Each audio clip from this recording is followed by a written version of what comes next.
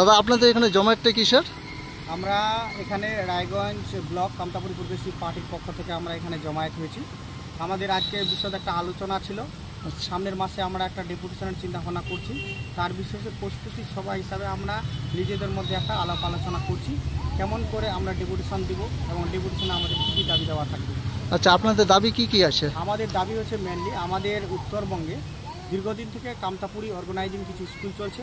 এই স্কুলগুলোকে অবিলম্বে স্বীকৃতি দিতে হবে এবং আমাদের কামতাপুরী সমাজের অনেক ছেলে মেয়ে আছে যারা ট্রেনিং প্রাপ্ত, এদেরকে অবিলম্বে নারায়ণ ব্যাটালিয়নের মধ্যে সেবিক হিসাবে নিয়োগ করতে হবে।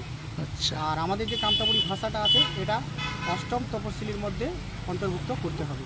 দেখেন আমাদের বর্তমানে আমরা তো কমর বেঁধে নেমেছি, আমরা গোটা জেলায় কমর বেঁধে নেমেছি কামতাপুরী প্রদেশী পার্টি। আমরা ইতিমধ্যে প্রতিটা ব্লকে আমরা জেলা ব্লকে সংগঠন করে নিয়েছি। আর আমাদের